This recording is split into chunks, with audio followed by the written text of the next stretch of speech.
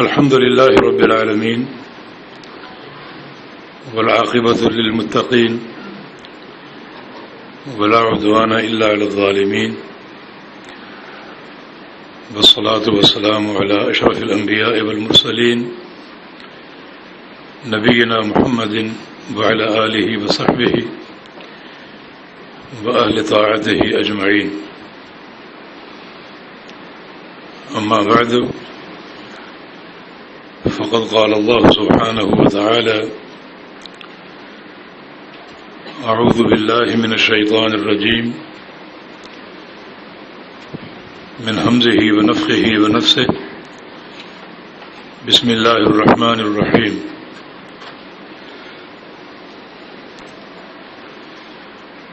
يا أيها الذين آمنوا اتقوا الله ولتنظر نفس ما قدمت لغد واتقوا الله إن الله خبير بما تعملون. وقال رسول الله صلى الله تعالى عليه وسلم: من خاف أدلج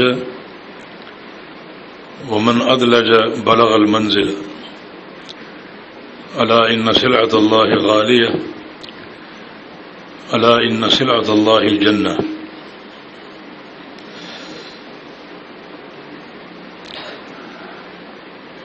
انتہائی قابل احترام سامعین حضرات، اور بالخصوص ہمارے عزیز القدر اور بہت ہی محترم بھائی اور ساتھی شیخ توصیف الرحمن حافظہ اللہ،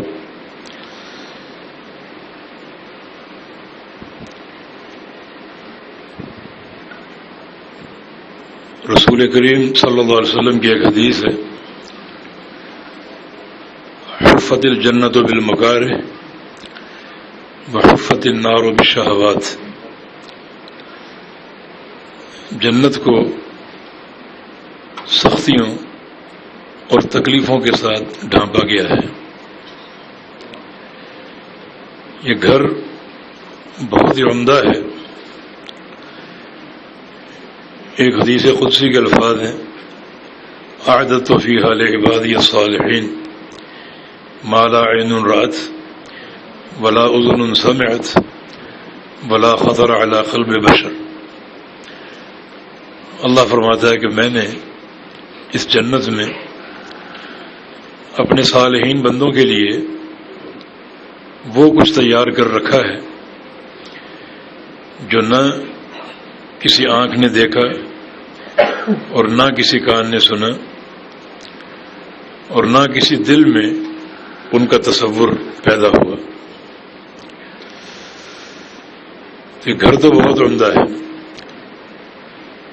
جہاں ایسے ایسے محلات ہوں گے، ایک اینٹ سونے کی اور ایک چاندی کی، اور ان کو جوڑنے والا جو گارا ہوگا وہ جنت کی کستوری کا ہوگا، اور جنت کا ہر کینکر جو ہے، پتھر جو ہے، وہ ہیرے اور جواہرات ہوں گے. جہاں نہریں جاری ہوں گی دودھ کی، بہترین شراب کی اور بہترین پانی کی اور شہد کی. یہ سارے نصوص کتاب و سنت میں موجود ہیں، لیکن اس کا راستہ کٹھن ہے. اس کے راستے کو تکلیفوں سے ڈھانپا گیا ہے. صحیح مسلم کی حدیث ہے، رسول اللہ صلی اللہ علیہ وسلم نے ارشاد فرمایا کہ لما خلق اللہ الجنت والنار ارسل جبریل. جب اللہ تعالی نے جنت اور جہنم بنا لی تو جبریل امین کو بلایا اور کہا کہ میں نے 2 گھر بنائے ہیں، جاؤ انہیں دیکھو اور اپنے تاثرات بیان کرو، رپورٹ دو مجھے. جبریل امین نے پہلے جنت کو دیکھا اور کہا کہ وعزتک ما سمع بها احد الا دخلها، تیری عزت کی قسم کہ جنت ایک ایسا گھر ہے جو اس کو سنے گا وہ یہیں بسیرا کرے گا، وہ اور کہیں رہنے کا سوچ ہی نہیں سکے گا۔ جنت کو چھوڑ کر کہیں رہنا اس کے لیے باعث اذیت ہوگا۔ اللہ تعالیٰ نے فرمایا کہ اب ذرا جنت سے باہر اس کا راستہ دیکھو چاروں طرف۔ جبریل امین نے راستہ دیکھا جو بڑی تکلیفوں سے عبارت تھا، بڑی سختیوں سے، پیچیدگیوں سے، بڑی صعوبتیں، مشقتیں۔ جبریل امین نے فرمایا کہ یا رب، راستہ اتنا گمبھیر ہے اور اتنا پیچیدہ ہے کہ اس کو عبور کر کے اس گھر میں کوئی داخل ہو ہی نہیں سکتا۔ پھر جہنم دیکھی اور کہا کہ یا اللہ، اس گھر میں کون آئے گا، کون یہاں بسیرا کرے گا؟ آگ اتنی شدید، اتنے شدید شعلے، اتنی گہرائی کہ ایک پتھر اگر پھینکا جائے تو 70 سال بعد وہ جہنم کی تہہ میں جا کر گرے گا۔ تو یہاں کون رہے گا؟ نارکم ھذہ جزء من 70 جزءا من نار جہنم، تمہاری دنیا کی جو آگ ہے، جہنم کی آگ اس سے 70 گنا زیادہ گرم۔ علامہ ابن رجب بغدادی رحمہ اللہ فرماتے ہیں کہ سلف صالحین جب بعض اوقات کچھ غفلت کا غبار اپنے دل پہ محسوس کرتے تو کسی لوہار کی بھٹی پہ چلے جاتے اور بھٹی کی آگ میں پگھلتا ہوا لوہا دیکھتے اور ان پر بے ہوشی طاری ہو جاتی۔ یہ دنیا کی آگ ہے جو لوہے کو پگھلا رہی، اور جہنم کی آگ اس سے 70 گنا زیادہ گرم، جس میں یہ گوشت اور پوست کا انسان ڈالا جائے گا، تو کیا اس کا حشر ہوگا اور کیا اس کے ساتھ سلوک ہوگا؟ تو اسی تصور سے بے ہوش ہو جاتے۔ یہ قاسم بن محمد عبداللہ بن مبارک کے اصحاب میں سے ہیں، فرماتے ہیں کہ میں سوچا کرتا تھا کہ عبداللہ بن مبارک رحمہ اللہ ہم سے کس چیز میں فائق ہے، اتنی ان کی شہرت، اتنی ان کی ناموری، جو نمازیں روزے وہ ادا کرتے ہیں ہم بھی ادا کرتے ہیں، حدیثوں سے ان کا بھی تعلق ہے، ہمارا بھی تعلق ہے، لیکن ان کے اندر کیا ایسی مزیت اور خصوصیت ہے کہ اللہ نے اتنی عمدہ ان کو شہرت دی؟ کہ قاسم کہتے ہیں کہ ایک دعوت میں ہم موجود تھے، رات کا کھانا کھا رہے تھے، اچانک چراغ بجھ گیا اور صاحب خانہ چراغ ٹھیک کرنے لے گئے۔ تھوڑی دیر بعد چراغ ٹھیک ہو گیا، واپس لے آئے تو میں نے محسوس کیا کہ عبداللہ بن مبارک کا چہرہ آنسوؤں سے بھیگا ہوا ہے اور ان کی داڑھی آنسوؤں سے تر ہو چکی۔ میں نے کہا کہ یہی وہ چیز ہے جس نے ان کو ہم سب پر فائق کر دیا، اتنی ان کو شہرت کی بلندیوں پر پہنچا دیا کہ چراغ جو ہی بجھا اور کمرے میں تاریکی پھیل گئی تو انہیں قبر کے اندھیرے یاد آ گئے۔ یہ تو دنیا کی تاریکیاں ہیں، قبر کی ظلمات اور قبر کے اندھیرے کیسے ہوں گے؟ اور یہ سلف صالحین کی سوچ کا محور تھا۔ رہتے وہ دنیا میں تھے مگر حقیقی مقیم آخرت کے تھے، دنیا کے طالب نہیں تھے، آخرت کی جستجو اور طلب یہ ان کی سیرتوں کا اعجاز تھا۔ تو جبریل امین نے عرض کیا کہ یا اللہ، اس گھر میں کون رہے گا؟ یہ کیسا گھر بنا دیا؟ اللہ تعالیٰ نے فرمایا کہ جاؤ جہنم سے باہر اس کا راستہ دیکھو۔ راستہ دیکھا، لذتیں اور کشش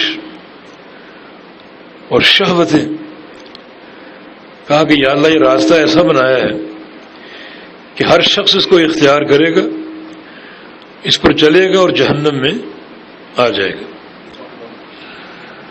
یہ جنت اور جہنم کا ایک تعارف اللہ کے پیارے پیغمبر نے پیش فرمایا ہے۔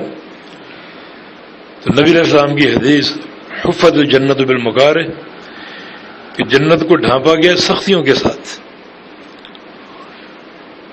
ان سختیوں اور تکلیفوں پر چلنے کا سامان آج موجود ہے ہمارے پاس۔ یہ ماہ صیام جو ہے، ام حسبتم ان تدخلوا الجنہ ولما یأتکم مثل الذین خلو من قبلکم مستهم البأساء والضراء وزلزلوا حتى يقول الرسول والذین آمنوا معه متى نصر اللہ۔ تم کیا سمجھتے ہو جنت میں یوں ہی داخل ہو جاؤ گے؟ نہیں، ذرا کبھی بیٹھ کے سوچو کہ تم نے جنت کو حاصل کرنے کے لیے کیا کیا اب تک، اپنی محنتوں پر غور کرو، اب تک تم نے کیا کیا ہے جنت کے لیے؟ جنت میں نہیں جا سکتے جب تک سابقہ قوموں کی مثالیں تمہارے اندر نہ آ جائیں، جنہیں فقر و فاقہ جھیلنا پڑا، دشمنوں کی یلغاریں سہنی پڑی، جھنجھوڑے گئے، حتیٰ کہ وقت کا رسول کہہ اٹھا، رسول کے صحابہ کہہ اٹھے کہ یا اللہ تیری مدد کب آئے گی؟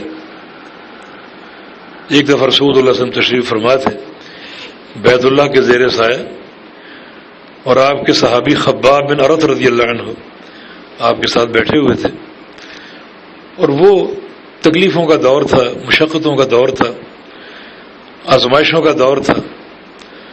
خباب نے عرض کیا کہ یا رسول اللہ صلی اللہ علیہ وسلم دعا کر دیجیے کہ اللہ رب العزت ان تکلیفوں کا خاتمہ فرما دے اور یہ آزمائشیں ختم ہو جائیں۔ رسول اللہ صلی اللہ علیہ وسلم نے ارشاد فرمایا کہ خباب ابھی سے تم ان آزمائشوں سے گھبرا رہے ہو، تم سے پہلے جو لوگ گزرے ہیں، فرمایا کہ یوزع المنشار والا مفرق راس احدہم، انہیں لایا جاتا عقیدہ توحید کی پاداش میں اور دین اور ایمان کی پاداش میں، اور ان کے سر کی مانگ میں آری رکھی جاتی اور کہا جاتا کہ دین چھوڑ دو، وہ نہ چھوڑتے اور آری کو آہستہ آہستہ چلایا جاتا، حتیٰ کہ چلاتے چلاتے پاؤں تک پہنچا کر چیر دیتے اور دو ٹکڑے کر دیتے، اور یہ بات ان کو ان کے دین سے نہیں روکتی تھی۔ باقی یہ مثالیں ہیں، اس کا معنی جنت جن تکلیفوں سے ڈھانپی گئی ہے وہ اصل صبر آزما راستہ ہے۔ جس قدر ہم صبر آزمائیں گے اور صبر اختیار کریں گے اسی قدر یہ راستہ آسان ہوتا جائے گا، اور صبر کا ایک بہت بڑا حصہ یہ فاقہ کشی، بھوک برداشت کرنا اللہ کی راہ میں، اور پیاس برداشت کرنا اللہ کی راہ میں۔ اس لیے روزے کو آدھا صبر کہا گیا، کیونکہ یہ پورا مہینہ صبر سے عبارت ہے، دن بھی اور راتیں بھی، ہر لحظہ بڑا عظیم الشان ہے اور بہت ہی بابرکت ہے۔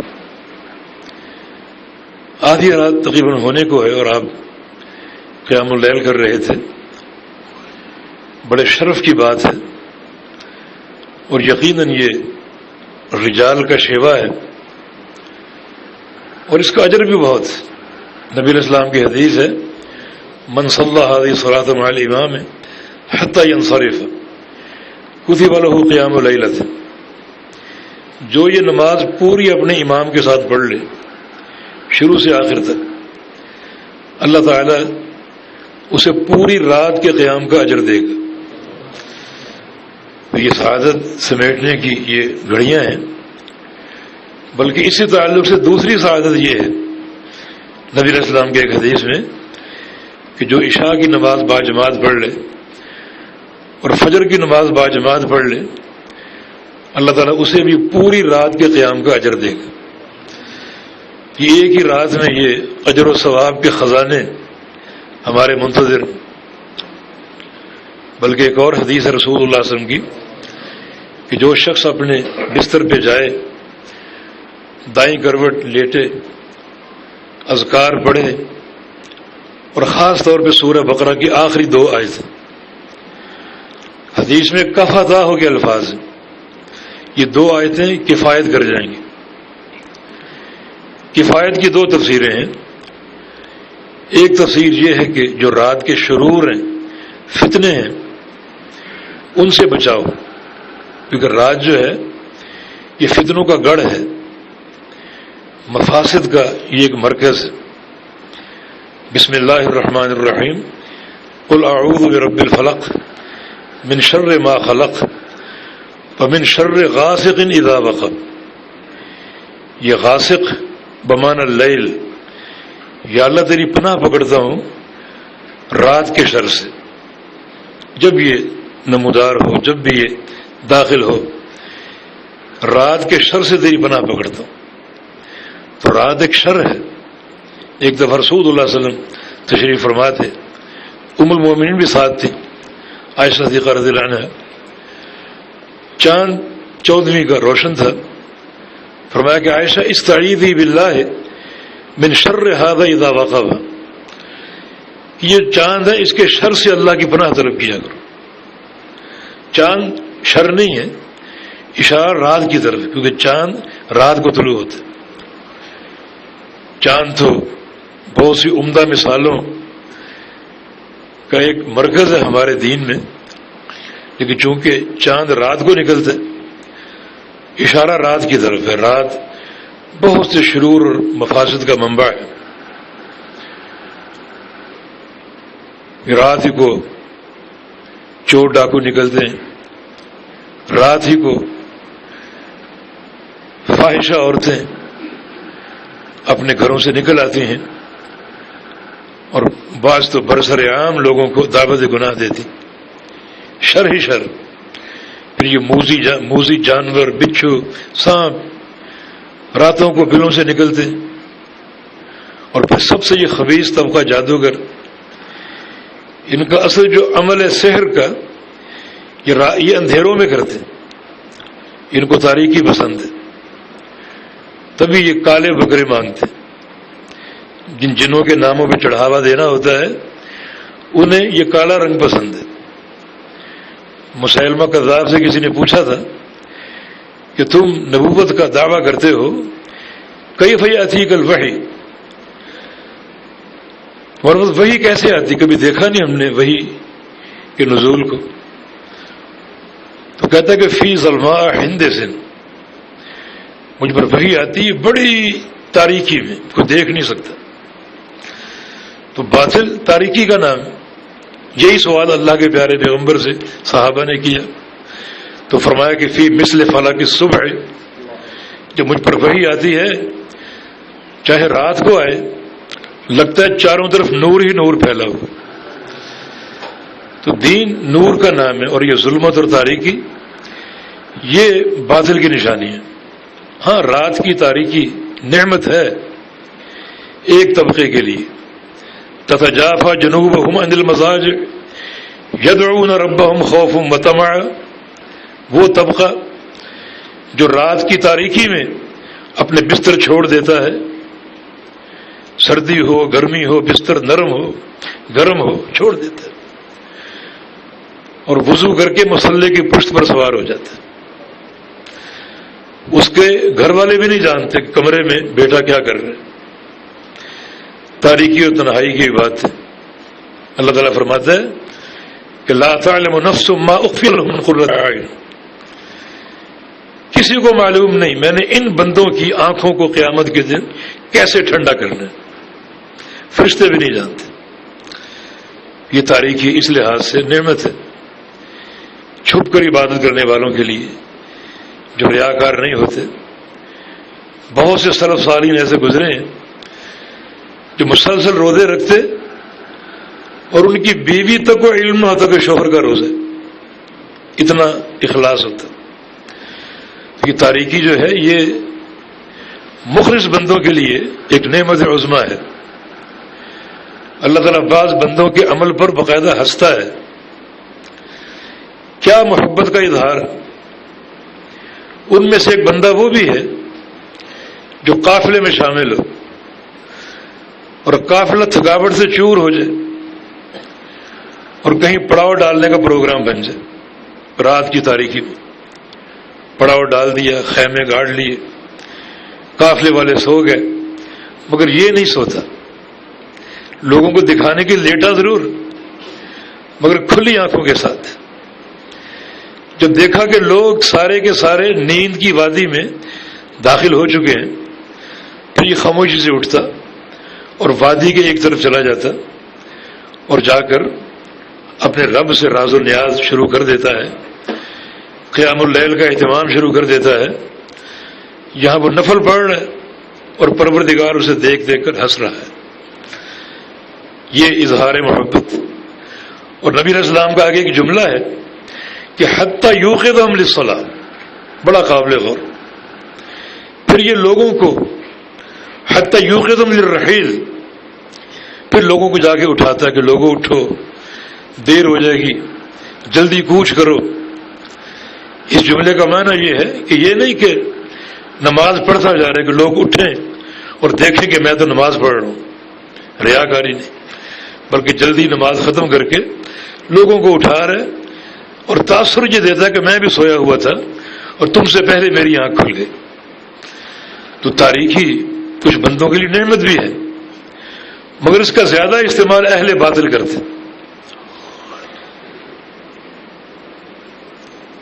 تو کفتا ہو، یہ بات تھوڑی سی پھیل گئی. یہ دو آیتیں جو ہیں سورہ بقرہ کی یہ کفایت کریں گی، رات کے شرور سے حفاظت کریں گی. اور کفتا ہو کی دوسری تفسیر یہ ہے کہ یہ دو آیتیں جو ہیں یہ رات کے باقی کاموں سے کفایت کر جائیں گی. آپ تہجد نہ بھی پڑھیں، یہ دو آیتیں آپ پڑھ کے سو جائیں، اللہ تعالیٰ آپ کو قیام اللیل کا ثواب دے دے گا. تو دیکھیں یہ رمضان میں خاص طور پہ یہ راتیں، رمضان کی راتوں کا کوئی مقابلہ نہیں. دنیا کی کوئی رات رمضان کی راتوں کا مقابلہ نہیں کر سکتی. اور پھر جو شب قدر ہے وہ ایک رات 1000 سال کی عبادت سے افضل، اس کا تو کوئی مقابلہ ہی نہیں.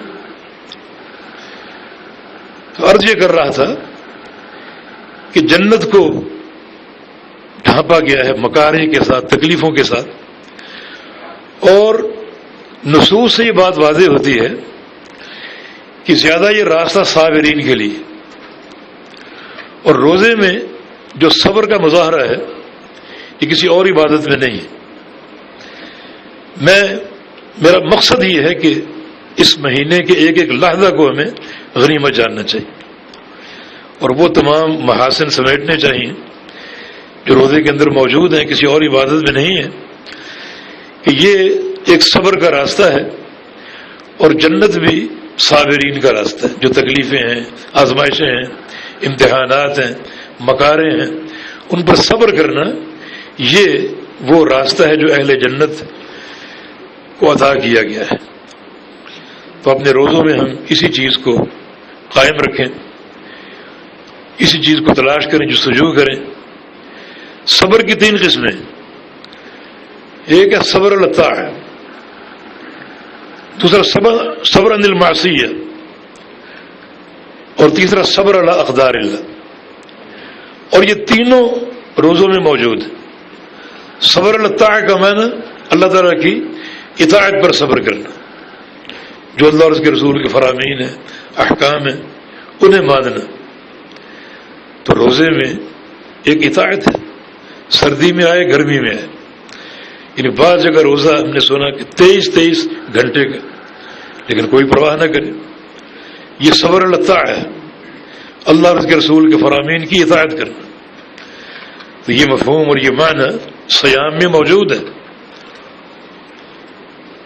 اور صبر عن المعصیہ یہ بھی روزے میں، کیونکہ اصل روزہ جو ہے یہ معصیت کو چھوڑنے کا نام ہے، گناہ کو چھوڑنے کا نام.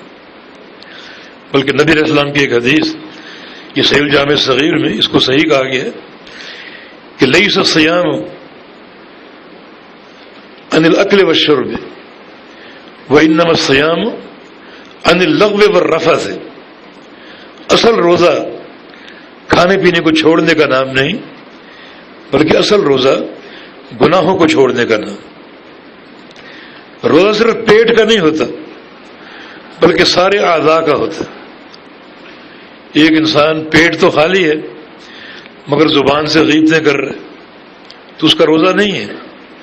پیٹ تو خالی ہے، آنکھوں سے وہ منظر دیکھ رہا ہے جو اللہ اور اس کے رسول کے ناپسندیدہ ہیں، جن میں پروردگار کی نافرمانی، تو روزہ نہیں ہے یہ۔ کانوں سے غیبتیں سن رہے، زبان سے غیبتیں کر رہے، اپنے قدموں پہ چل کر ایسی جگہوں پر جاتا ہے جہاں خالق کائنات کی معصیت۔ یہ قدم کا استعمال بھی تو آخر سوچ سمجھ کے کرنا چاہیے۔ یہ قدم ایسی جگہ اٹھ کر جائے ہی نہ جو فتنے کی جگہ ہو اور معصیت کی جگہ ہو۔ عروہ بن زبیر رحمہ اللہ علماء تابعین میں سے، ان کی ٹانگ میں نقص ہو گیا تھا اور معالج نے یہ طے کیا کہ ٹانگ کاٹنی پڑے گی ورنہ یہ زہر جو ہے جسم میں پھیل جائے گا۔ چنانچہ ٹانگ کٹوا لی۔ جب ٹانگ کٹ گئی تو فرمایا کہ میری ٹانگ مجھے دکھائی گئی، تو ٹانگ کو پکڑ لیا اور کہا کہ تو قیامت کے دن گواہی دینا کہ تجھ پر چل کر میں کبھی کسی نافرمانی کے مقام پر نہیں گیا۔ یہ ٹانگ جب بھی اٹھی ہے اللہ اور اس کے رسول کی اطاعت پر اٹھی ہے، تو گواہ رہنا کہ تجھ پر چل کر میں نے کبھی معصیت کا سفر نہیں کیا، معصیت کے مقام پر نہیں گیا۔ یہ ہمارے سلف کی روشن اور زرعی تاریخ ہے۔ تو روزہ ان سارے اعضاء کے تعلق سے حبس کا نام ہے۔ ہر عضو کو نافرمانی سے بچاؤ اور گناہ سے بچاؤ، اور یہی صبر عن المعصیہ ہے۔ ورنہ گناہوں میں لذت ہوتی، مٹھاس ہوتی، ایک کشش ہوتی، مگر ایک انسان پرواہ نہ کرے روزے کی حفاظت کرنے کے لیے تو واقعتاً یہ صبر عن المعصیہ ہے۔ تبھی تو رسول اللہ صلی اللہ علیہ وسلم نے ایک نوجوان کا خاص طور پہ ذکر کیا کہ رجل دعت امرأة ذات منصب وجمال فقال انی اخاف اللہ۔ وہ نوجوان جسے کہ خوبصورت عورت دعوت گناہ دے، گناہ پر آمادہ کرے اور وہ کہے کہ میں تو اللہ سے ڈرتا ہوں، اور اللہ کے خوف کی بنا پر اس گناہ کو چھوڑ دے، ٹھوکر مار دے اسے۔ قیامت کا دن ہوگا، سبعۃ یظلھم اللہ فی ظلہ یوم لا ظل الا ظلہ۔ بڑے بڑے بوڑھے حساب و کتاب کی الجھن میں پھنسے ہوں گے اور یہ نوجوان اللہ کے عرش کے سائے تلے بیٹھا ہوگا، یہ تقویٰ کے مظاہرے پر۔ تو اس سے ثابت ہوا کہ گناہ کو چھوڑنا اللہ کے خوف کی بنا پر، حکومت کے خوف کی بنا پر نہیں، اللہ کے خوف کی بنا پر۔ یہ ایک ایسا تقویٰ ہے کہ جو بہت بڑا صبر، یہ صبر عن المعصیہ ہے جو اس روزے کے اندر موجود ہے۔ اگر صبر عن المعصیہ نہیں ہے روزے کا فائدہ کوئی نہیں۔ روزہ بھی ہو اور غیبت بھی ہو، روزہ بھی ہو اور ایسے مناظر آپ دیکھیں، ایسی چیزیں آپ دیکھیں جو اللہ اور اس کے رسول کی ناراضگی کا موجب ہے، تو اس کا فائدہ کوئی نہیں۔ اور پھر یہ صبر علی اقدار اللہ بھی ہے۔ صبر علی اقدار اللہ کا معنی یہ ہے کہ اللہ کی تقدیر میں جو بندے کے لیے فیصلے ہیں، جو تلخ فیصلے ہوں، کڑوے فیصلے ہوں، بیماری کے، فقر کے، یا اس قسم کے اور تکلیف دہ فیصلے، ان پر بھی صبر کرنا، یہ اہل عزیمت کا کام۔ اور روزے میں ایسے مواقع موجود ہیں، کئی دن ایسے ہیں کہ آپ سحری کے لیے اٹھ نہیں پائے ہوں گے، تب آپ بھوکے ہیں، پیاس کی شدت، دھوپ میں کام کرنا پڑ رہا ہے اور پیاس شدید لگی ہوئی، لیکن آپ صبر کریں۔ یہ صبر علی اقدار اللہ ہے، بھوک کو برداشت کرنا، پیاس کو برداشت کرنا۔ لیکن اس کا فائدہ کب ہوگا؟ جب یہ معاملہ سری، ایک راز رکھو اپنے اور اپنے خالق کے درمیان۔ ہمارے ہاں کیا سحری نہیں کر سکے، اٹھ نہیں سکے، اب صاحب ڈنڈورا پیٹ رہے کہ آج رات سحری نہیں کر سکا۔ اتنی بڑی حماقت، جس کو تم بتا رہے ہو کسی کو فون کر کے اور کسی کو جو مل رہا ہے آج سحری نہیں کر سکے صاحب، تو وہ تمہارا کیا سنوار دیں گے؟ تمہیں کچھ کھلا دیں گے؟ تمہارا کو بھلا کر دیں گے؟ کچھ نہیں، سوائے اس کے کہ مجھے ایک راز ہونا چاہیے تھا تمہارے اور تمہارے رب کے درمیان، اسے تم نے فاش کر دیا۔ یہ نقصان ہو گیا۔ اس کو اگر راز بنا کر رکھو، بڑی اس میں لذت کہ ٹھیک ہے بھوک ہے پیاس ہے، مگر کس کے لیے؟ اللہ کی رضا کے لیے۔ کتنا حسین تصور ہے، ایک معرکے میں نبی رسول کی انگلی زخمی ہوگی اور خون گر رہا ہے، فرمایا کہ ان انت الا اصبع دمیت وفی سبیل اللہ ما لقیت، کہ تو ایک انگلی زخمی ہو گئی، تکلیف تو ہو رہی، مگر یہ سوچ کہ یہ سب اللہ کی راہ میں، سب اللہ کی رضا کے لیے۔ تو یہ پھر صبر علی اقدار اللہ، جو اللہ کی تقدیر میں ایک بندے کے لیے کچھ تلخ اور کڑوے فیصلے ہیں، ان پر صبر کرنا۔ تو ماہ سیام یہ صبر کی تینوں اقسام پر مشتمل۔ حفت الجنت بالمکارہ، جنت کو انہی سختیوں سے ڈھانپا گیا ہے کہ بندہ ان سختیوں پر چلے انتہائی صبر کے ساتھ۔ یہ پورا مہینہ اس صبر کو اختیار کرنے کا مہینہ ہے، اور جنت کو انہی تکلیفوں سے ڈھانپا گیا تاکہ بندے ان منزلوں کو طے کریں، ان راستوں کو طے کریں، اور پھر اللہ تعالیٰ کی جنت کے مستحق بن سکیں۔ جب یہ سارا تصور ایک دل میں پیدا ہو جائے، جنت کا تعارف، جنت کے راستے کا تعارف، تو پھر یقیناً فوری عمل شروع کر دو۔ یہ مہینہ جد و اجتہاد کا مہینہ ہے۔ من خاف ادلج من ادلج بلغ المنزل، یہ خوف آ گیا اسی وقت راستے پہ چل نکلو، تاریک راستے کا راہی بن جاؤ۔ دو طرح کے لوگ ہوتے ہیں سفر کرنا ہے، منزل پہ پہنچنا ہے۔ ایک کی سوچ یہ ہے کہ میں صبح نکلوں گا، رات تاریک ہے، ٹھنڈی ہے، اور سفر بھی ویرانی کا ہے، صبح نکلوں گا۔ لیکن ایک جو منزل کو پانے کے لیے مخلص ہے، وہ رات کی تاریکی کی پرواہ نہیں کرتا، رات کا ٹھنڈا ہونا پرواہ نہیں کرتا، اور اس وحشت کی پرواہ نہیں کرتا۔ مجھے منزل چاہیے، چنانچہ وہ اسی وقت داخل ہو جاتا ہے رات کے اندھیرے۔ یہی اللہ کے پیارے پیغمبر سمجھا رہے ہیں، من خاف ادلج، جس کے اندر یہ خوف آ جائے وہ پھر اس پر ایک دھن سوار ہو جاتی۔ پھر یہ نہیں کہتا کہ میں رمضان آئے گا، رمضان سے میں عبادت شروع کر دوں، نمازیں شروع کر دوں، حج کرنے جاؤں گا، حج کرنے کے بعد میں نیک بن کر آ جاؤں گا۔ یہ سوچ غلط ہے۔ یہ خوف آ جائے اسی وقت داخل ہو جاؤ، اس راہ کو اختیار کر لو۔ مشتاقین جنت کا یہ ایک اثاثہ ہے، اور ان کی سوچ اور فکر کا محور ہے۔ عمیر بن حمام پر جنت کی طلب کی دھن سوار ہو گئے، میدان بدر میں بے پرواہی سے پھر رہے ہیں اور جھولی میں کھجوریں۔ اللہ کے پیارے پیغمبر سے پوچھا، اگر میں اس میدان میں کود جاؤں اور آگے بڑھتا رہوں اور پیچھے نہ ہٹوں، ہر زخم سینے پر کھاؤں، تو اللہ میرے گناہ معاف کر دے گا، مجھ سے راضی ہو جائے گا، جنت مل جائے گی؟ فرمایا ایسی ویسی، ایسی جنت جس کی چوڑائی زمین و آسمان کی برابر ہوگی۔ لمبائی کی بات نہیں کر رہا، چوڑائی کی بات۔ تو عمیر ابن حمام اپنی کھجوروں سے کہتا ہے کہ تمہیں اگر کھانے بیٹھ جاؤں تو میری دنیا کی زندگی لمبی ہو جائے گی۔ بعض روایتوں میں 7 کھجوروں کا ذکر، پھر 7 کھجوریں کتنا وقت لگتا ہے؟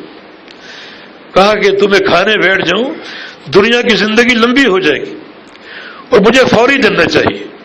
من خاف ادلج، جس کے اندر یہ خوف آ جائے اسی وقت وہ تاریک راستے کا راہی بن جاتا ہے۔ ایک دھن سوار ہو گئی۔ اب معاملے کو لے تو لال کر کے ٹالنا نہیں، اسی وقت سفر اختیار کرنا۔ من ادلج بلغ المنزل، اور جو رات کی تاریکی میں داخل ہو گیا وہ منزل کو پالے گا۔ یہاں جس منزل کا ذکر ہے، جس ٹھکانے کا ذکر ہے وہ جنت. تبھی تو فرمایا کہ الا ان سلعۃ اللہ غالیہ، خبردار اللہ کا سودا بہت ہی مہنگا. الا ان سلعۃ اللہ الجنہ، اللہ تعالیٰ کا سودا جنت ہے، بہت قیمتی سودا ہے، بہت مہنگا. لموضع صوت فی الجنہ خیر من الدنیا وما فیہا، جنت کی ایک بالشت کی جگہ پوری دنیا سے قیمتی، پوری دنیا سے. اس میں پیغام آپ کو یہ دیا جا رہا ہے اگر آپ پوری دنیا کے مالک بن جائیں، دنیا کی ثروتیں دولتیں آپ کے قدموں میں ڈھیر ہو جائیں اور ساری آپ بیچ دیں، اتنے کھربوں اور ٹریلین یہ کمپیوٹر فیل ہو جائیں گے اس مال و دولت کا حساب کرنے کے لیے، اور ساری دولت اللہ کو پیش کر دیں کہ یا اللہ یہ لے لے اور ایک بالشت جنت کی دے دے، خریدار ہوں. نہیں ملے گی. وہ ایک بالشت بھی دنیا کی تمام دولتوں سربتوں سے قیمتی. ایک دفعہ صحابہ سعد بن معاذ کے ہاتھ میں ایک رومال دیکھ رہے تھے، بڑا نرم سا کپڑا، اور صحابہ کو تعجب ہو رہا تھا کپڑے کی بنائی کیسی. فرمایا کہ اتعجبون من دیل سعد، کہ تمہیں سعد کے رومال پر تعجب ہو رہا ہے؟ عام رومال تھا، تمہیں اس رومال پر تعجب ہو رہا ہے؟ لمنازل سعد فی الجنہ خیر من ھذا، اللہ تعالیٰ جنت میں سعد بن معاذ کے ہاتھ میں ایک ایسا رومال دے گا جو پوری دنیا سے قیمتی. اور ایک حدیث میں حور کے دوپٹے کا ذکر ہے. اب ہر شخص کو 70 حوریں ملیں گی، اور کتنے داخل ہونے والے لوگ، کتنی حوریں بن جاتی. ایک حور کا سر کا دوپٹہ پوری دنیا سے قیمتی. الا ان سلعۃ اللہ غالیہ، الا ان سلعۃ اللہ الجنہ، اللہ کا سودا بہت ہی مہنگا ہے. اللہ کا سودا جنت. یہ جنت ہو اور اس کا طالب سویا رہے، بڑے تعجب کی بات. اور یہ جہنم ہو اور اس سے بھاگنے والا سویا رہے، بڑے تعجب کی بات. خطرہ پیچھے منڈلا رہے اور آپ سو جائیں، تعجب کی بات ہے یا نہیں؟ تو پھر من خاف ادلج، یہ خوف پیدا کر کے ابھی سے اس راہ پر چل نکلو، اس راہ پر چل نکلو مسابقت کے جذبے کو لے کر. علامہ ابن رجب نے ایک صالح نوجوان حبیب کا ذکر کیا ہے، متقی تھا، صالح تھا. اس کی والدہ اسے اٹھایا کرتی تہجد کے لیے، اور جملے کیا کہتی کہ بیٹا اٹھو اٹھو بیٹا، صالحین کے قافلے روانہ ہو چکے، بس تو اور میں پیچھے رہ گئے. اٹھو ہم بھی کسی قافلے میں شامل ہو جائیں اور منزل تک پہنچ جائیں. منزل یہ جنت. من خاف ادلج، من ادلج بلغ المنزل. جس کے اندر یہ خوف آ جائے، پھر طلب جنت کی دھن سوار ہو جائے، وہ یقیناً اسی وقت رات کی تاریکی کا سفر شروع کر دے گا، جد و اجتہاد پر قائم ہو جائے گا، اور جو یہ جد و اجتہاد کر لے گا وہ منزل کو پا لے گا.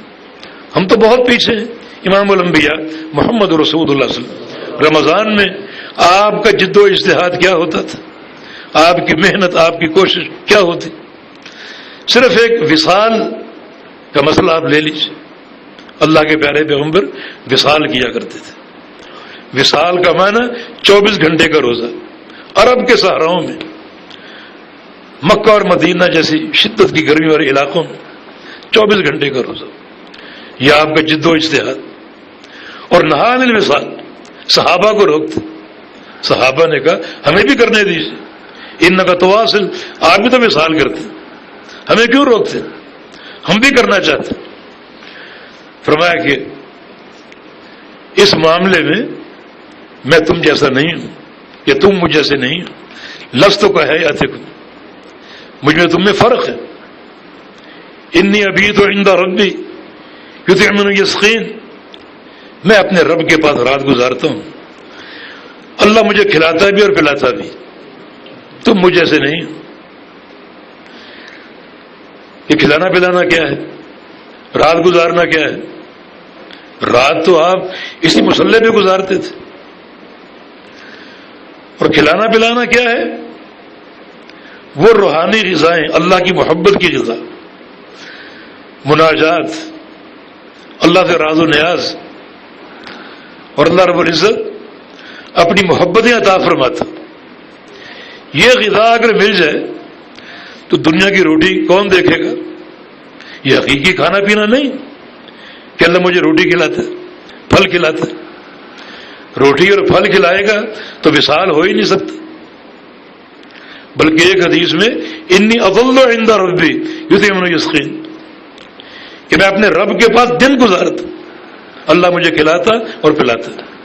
اور اگر دن میں کھلائے جیسا کہ عام لوگ مانا کرتے ہیں تو روزہ ہی نہیں ہوگا. روزہ تو دن بھر فاقے کا نام ہے. تو یہ کیا معنی ہے کہ اللہ مجھے دن میں کھلاتا پلاتا، رات میں کھلاتا پلاتا. اگر دن میں کھلا رہا ہے تو روزہ ہی نہیں، رات میں کھلا رہا ہے تو وصال ہی نہیں. یہ ایک روحانی غذا ہے جس کو اللہ تعالیٰ عطا فرما دے. پھر یہ دنیا کا دودھ اور دنیا کے پھل، دنیا کا اناج، اس کی کوئی حیثیت ہی نہیں رہتی.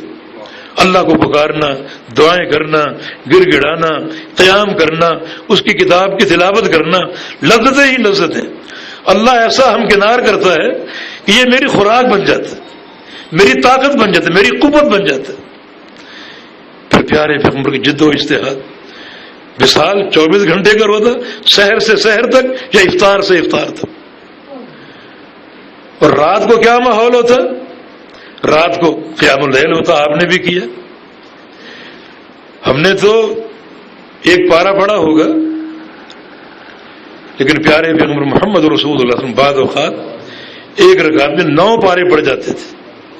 سورہ بقرہ، آل عمران اور نساء اور مائدہ، 9 پارے پڑھ جاتے ایک رکعت. قیام سے فارغ ہوئے، جبریل آ گئے، چلو بھی قرآن کا دور کرتے ہیں.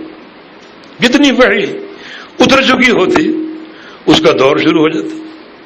یہ ہے انی ابیت عند ربی، جبریل کے ساتھ دور ہو رہے ہیں. یہ رات گزارنا اپنے پروردگار کے پاس، اس تعلق اور دعا، مناجات، تلاوت قرآن، یہ ایک عجیب روحانی لذت ہے، ایک منفرد طاقت ہے. یہ طاقت، اس کا ایک مزہ اور ذائقہ ایک انسان کو حاصل ہو جائے، پھر یہ دنیا کی خوراکیں ان کی اہمیت نہیں رہتی. دیکھیں مسلسل کوشش، 24 گھنٹے کا فاقہ، رات کا قیام، پھر جبریل کے ساتھ قرآن کا دور. جبریل چلے گئے، اب اللہ کے پیارے پیغمبر اپنا مال خرچ کرتے. حضرت کہ حین یلقاہ جبریل، جبریل جب مل کر جاتے، چلے جاتے، تو کان رسول اللہ صلی اللہ علیہ وسلم اجود بالخیر من الریح المرسلہ، اپنا مال خرچ کرتے تیز رفتار آندھی کی رفتار سے بھی بڑھ کر. تو مسلسل ان اعمال کا ایک سلسلہ. حالانکہ آپ کا مقام قدم قدم پر بشارتیں، اللہ کی رضائیں، اللہ کی محبتیں. ہم تو گناہ گار ہیں. اللہ تعالیٰ نے ہمیں یہ مہینہ عطا فرما دیا تو ہم ان تمام محاسن کو سمیٹنے کی کوشش کریں. کس طرح؟ جیسے اللہ کے پیغمبر کرتے تھے. آپ کے معمول کیا تھے؟ روزہ ہو گیا، پھر کثرت سے قرآن کی تلاوت. اس بات کو سمجھو نا کہ اللہ تعالیٰ نے رمضان کا انتخاب کیوں کیا نزول قرآن کے لیے. اور ہر وحی کا، تورات، انجیل، زبور، ان سب کا نزول رمضان میں ہوا. قرآن کا نزول بھی رمضان میں ہوا. قرآن کے 2 نزول ہیں، ایک نزول لوح محفوظ سے آسمان تک، یہ پورا قرآن اللہ نے آسمان تک بھیج دیا، یہ رمضان میں ہوا تھا. اس کے بعد 23 سال تک اللہ کے پیارے پیغمبر پر کبھی 10 آئے تھے، کبھی 5 آئے تھے، جبریل امین لے کر آیا کرتے تھے. مگر یہ مکمل نزول لوح محفوظ سے آسمان تک یہ رمضان میں ہوا. تو رمضان کا انتخاب کیوں؟ اس کا معنی رمضان کا اور قرآن کا ایک خاص ربط اور خاص تعلق ہے.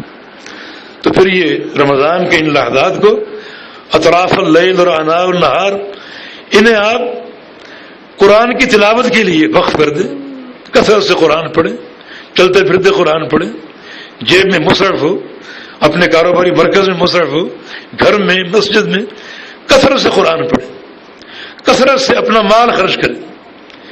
رمضان کے ساتھ انفاق فی سبیل اللہ کا بھی ایک گہرا تعلق ہے۔ اور پھر وہ جو حبس ہے اعداء کو روکنا نافرمانیوں سے، یہ ساتھ ساتھ ضروری ہے روزوں کی قبولیت کے لیے۔ تو یہ چند اعمال جو اللہ کے پیارے پیغمبر انجام دیا کرتے تھے، ہم بھی ان کو انجام دیں۔